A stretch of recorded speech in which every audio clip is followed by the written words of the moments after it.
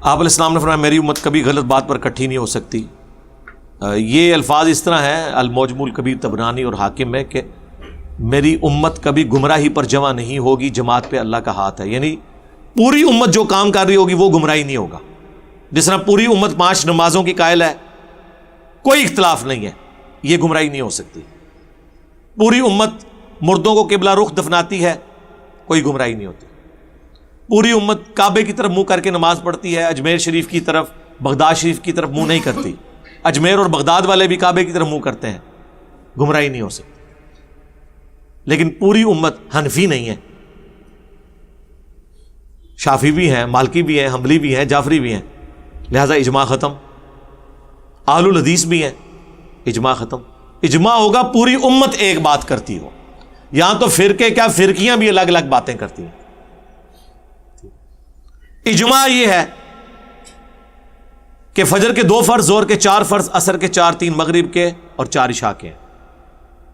4 رکعتوں کو پڑھنے پہ اجماع ہے کہ پہلے قیام ہے، قیام کے بعد رکوع ہے، رکوع کے بعد کھڑا ہونا ہے، پھر سجدے کی طرف جھکنا ہے، 2 سجدوں کے درمیان بیٹھنا ہے، 2 رکعتوں کے بعد بیٹھنا ہے، اور 4 رکعتوں کے بعد بیٹھ کے نماز کو مکمل کرنا ہے.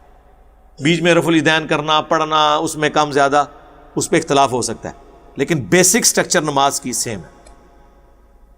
جس طرح ایک انسان اندھا ہو، دوسرا لولا ہو، تیسرا لنگڑا ہو، اور چوتھا بالکل صحیح سلامت ہو، یعنی رفع الیدین کرنے والا، سب کو انسان ہی بولا جائے گا، سب کو نماز ہی بولا جائے گا. لیکن جو اندھا ہے نہیں ہے، ویسے پٹی باندھی ہوئی ہے، یعنی رفع الیدین کر سکتا تھا اور نہیں کر رہا، اسے تو کہا جائے گا یار یہ پٹی اتار اور پڑھ، سنت کے مطابق یہ طریقہ ہے. اگر پوری امت کسی ایسی بات پر اکٹھی ہو جائے جو قرآن سنت کی نفی پر ہو تو امت، یہ تھریٹیکل بات ہے نا جی، کہانی نہ کروائیں. پریکٹیکلی کوئی ایسی بات کرے جس کے اوپر امت اکٹھی ہو اور وہ گمراہی پر مبنی ہو.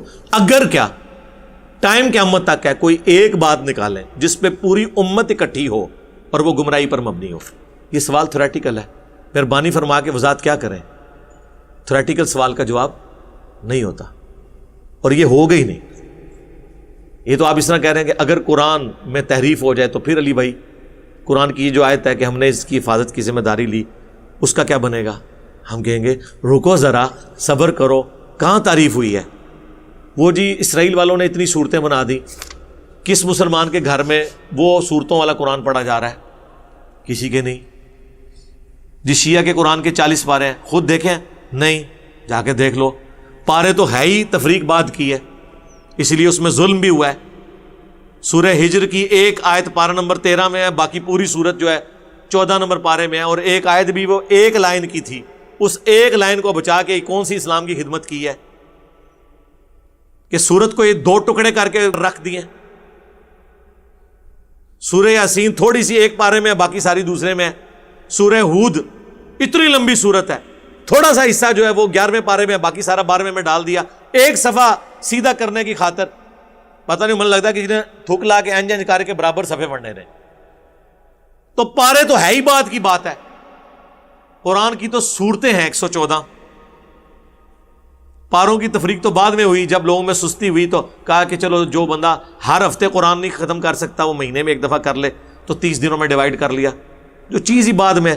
تو میرے بھائی قرآن کے اوپر بھی اجماع ہے، کوئی ایسی بات لے کے آئے نا. یہ جس کا بھی سوال ہے اگر اس کے پاس کوئی مثال موجود ہے تو وہ بیان کر سکتا ہے، اگر مثال نہیں ہے تو میں نے اس کا جواب دے دیا.